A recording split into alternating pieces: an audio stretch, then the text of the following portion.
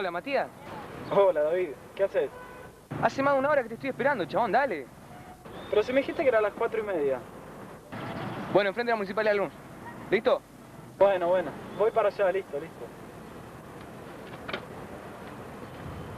Ooh, Lordy, my trouble so hard. Ooh, Lordy, my trouble so hard. Don't nobody know my trouble but God. Don't nobody know my trouble but God. Ooh, Lordy, my trouble so hard. Ooh, Lordy, my trouble so hard. Don't nobody know my trouble but God. Don't nobody know my trouble but God.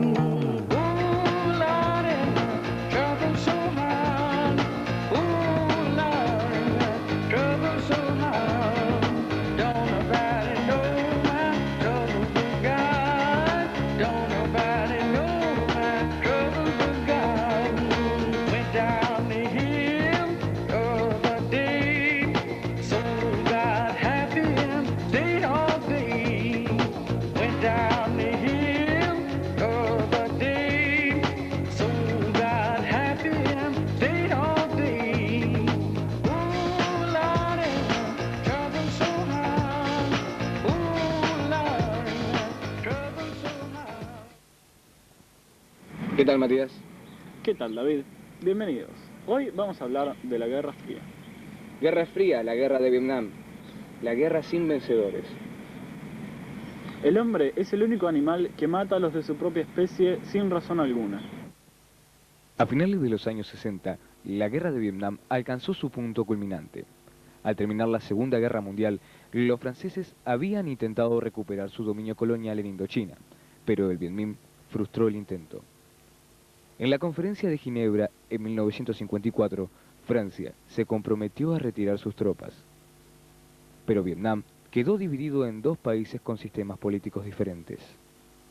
A través del paralelo 17 en Vietnam del Norte se impuso el comunismo y en el sur un régimen pro-occidental.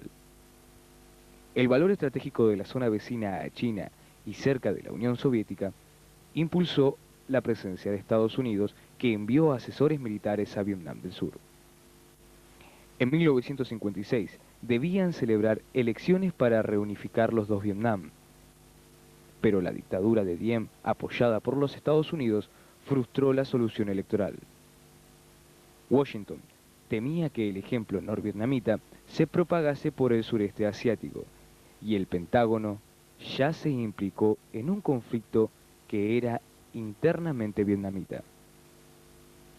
El Vietcong se enfrentó a la dictadura de Diem con el respaldo de Ho Chi Minh, líder de la antigua lucha contra Francia.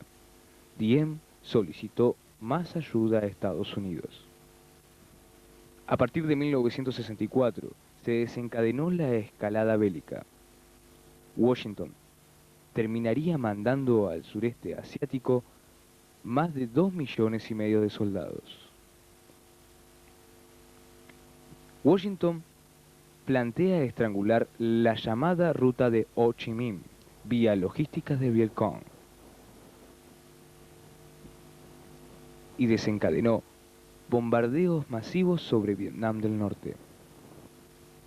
En un año, los B-52 norteamericanos le lanzaron más bombas que las descargadas sobre Alemania durante la Segunda Guerra Mundial. Pero la gigantesca maquinaria bélica no doblegaba al Vietcong. El 30 de noviembre de 1968, Ho Chi Minh lanzó la llamada Ofensiva del Tet. Estados Unidos advirtió que de nada le serviría sus ataques aéreos. Dentro de Estados Unidos, la protesta contra la guerra se hizo cada vez más fuerte. Los norteamericanos veían en la TV imágenes que cada vez eran más fuertes y desgarrantes. Estados Unidos buscaría negociar. En Norteamérica se gestaron grandes movimientos contra la guerra. El Pentágono solo pudo plantearse una salida honrosa para sus tropas, pero el calvario aún sería largo y sangriento. Al retirarse en derrota, los Estados Unidos había perdido unos 90.000 hombres. Recibían la negra herencia de miles de mutilados y los llamados locos de guerra. Y Vietnam del Sur, su socio, estaba en manos de comunistas. Peor, imposible. Previo a nuestra investigación, salimos a la calle y le preguntamos a la gente qué sabe sobre la Guerra Fría. ¿Quieren saber qué nos contestaron? Véanlo ustedes mismos. Sí que fue la única guerra que los norteamericanos perdieron por meterse en el lugar que no tenían que meterse y perdieron. Y que a pesar de haberla perdido, sus soldados son considerados héroes. Nada que ver como pasó acá en Argentina con la Guerra de Malvinas, que los que combatieron y perdieron se han olvidado. En la Segunda Guerra Mundial comienza un periodo que se llama la Guerra Fría, ¿sí? En donde el mundo se divide en dos grandes bloques, un bloque capitalista, un bloque socialista o comunista, ¿sí? Con ideologías totalmente diferentes. Quedan una serie de países, ¿sí?, dominantes. En el caso del bloque capitalista va a quedar Estados Unidos, en el caso del bloque socialista va a quedar los rusos, que después se van a constituir como la Unión Soviética, ya desaparecida. En el caso de Vietnam, el conflicto comienza porque por el norte, no se olviden que Vietnam tiene por el norte a China y hacia el norte de China está la Unión Soviética. Tanto China como la Unión Soviética tenían ideas comunistas. Comienzan a llegar, ¿sí?, estas ideologías. Entonces, dentro de Vietnam surgen grupos revolucionarios que quieren dejar de ser capitalistas para tener esa ideología. ¿Sí? ¿Quién va a entrar en escena? Estados Unidos. ¿Sí? El eterno opositor de los rusos. Entonces ahí comienzan, ¿sí?, a aportar fuerzas militares, acentuando la ideología a ambas partes. Y ahí comienza el gran conflicto y la división de Vietnam. ¿Sí? La guerra de Vietnam la han visto en 2 millones de documentales y películas. Bueno, no vamos a hablar de la guerra de Vietnam. Sabemos que Estados Unidos salió perdedor y Vietnam en este momento quedó bajo un sistema comunista. ¿Sí? Con la disolución de la Unión Soviética y todo este cambio mundial moderno de la globalización, está en un impasse Vietnam.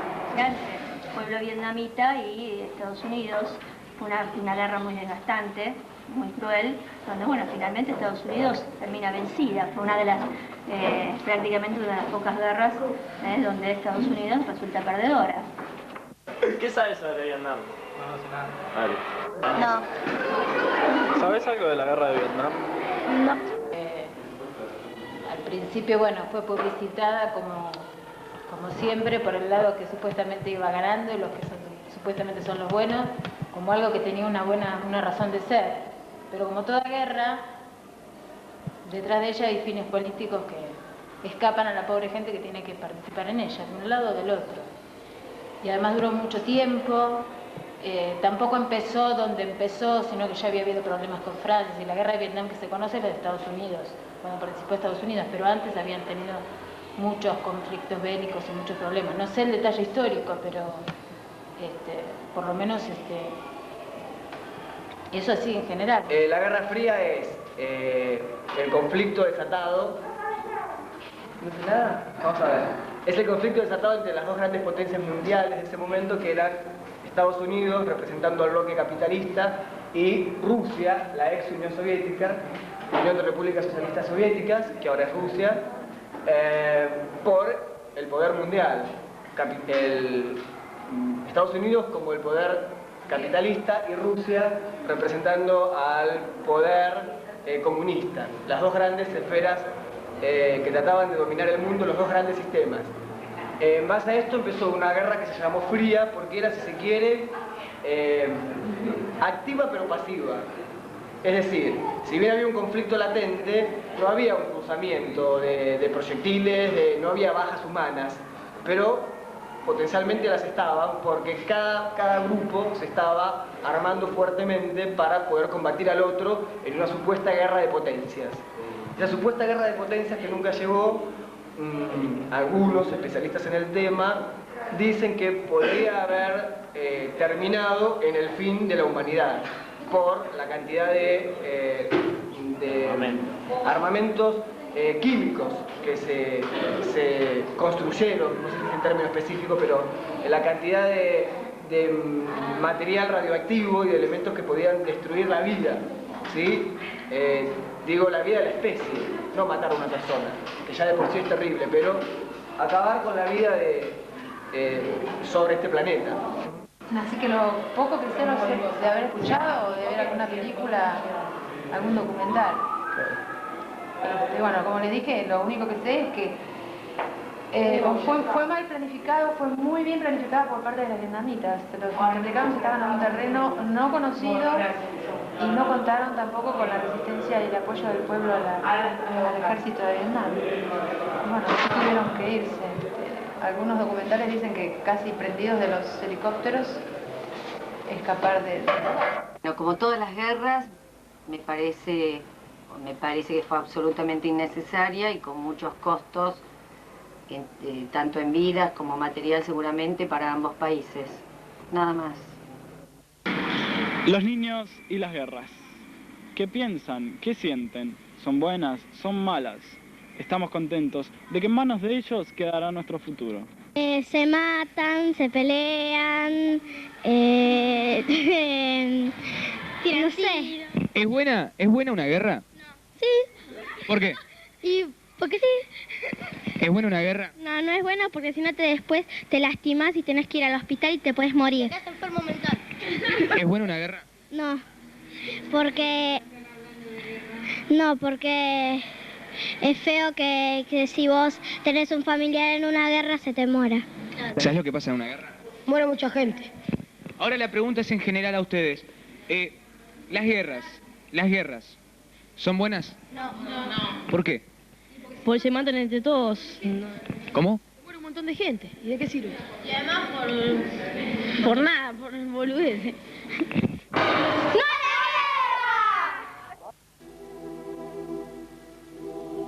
Aún aguardamos el día en el cual el hombre que llama a los asesinatos en masa guerra se dé cuenta que los problemas no se solucionan con violencia, ya que no le bastó con ver, sentir, oír y presenciar las muertes que desde el origen acompañan a la humanidad, forjada de sufrimiento y dolor, el que como una dolorosa cicatriz nunca cerrará. Por eso queremos que cesen las heridas para poder empezar una historia sin lastimaduras ni marcas.